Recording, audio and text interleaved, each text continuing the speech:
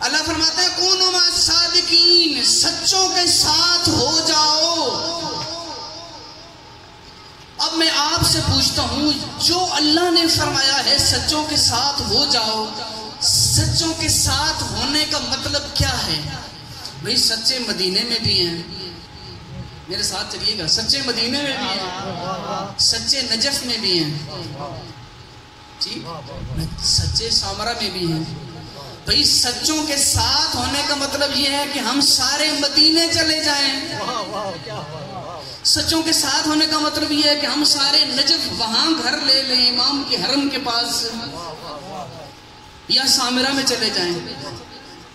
یقیناً آپ کہیں گے نہیں، ایسی بات تو نہیں ہو سکتی کہ سچوں کے ساتھ ہونے کا مطلب یہ ہرگز نہیں کہ جہاں سچے ہیں وہاں تم چلے جاؤ۔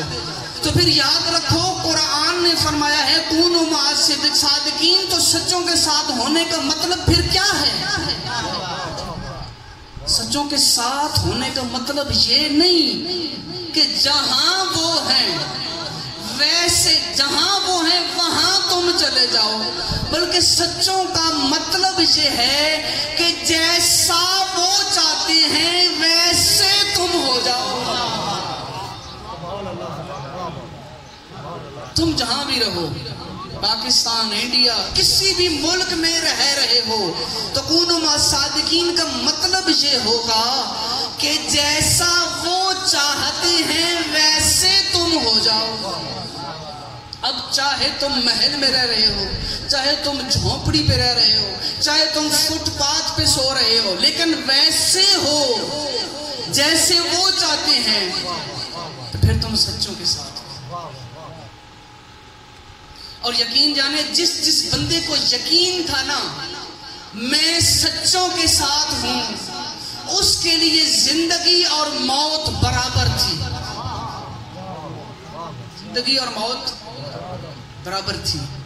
ان لوگوں کے نزدیک جن کو پتا تھا میں جہاں بھی ہوں سچوں کے ساتھ ہوں، ان کی زندگی کا ہر عمل بتا رہا تھا یہ سچوں کے ساتھ ہیں۔ بلکہ میں اس طرح کہوں، جنہیں یقین تھا میں سچوں کے ساتھ ہوں، وہ لوگ خود اس پیڑ کو پانی دیتے رہے جس پہ سولی چڑھنا تھا۔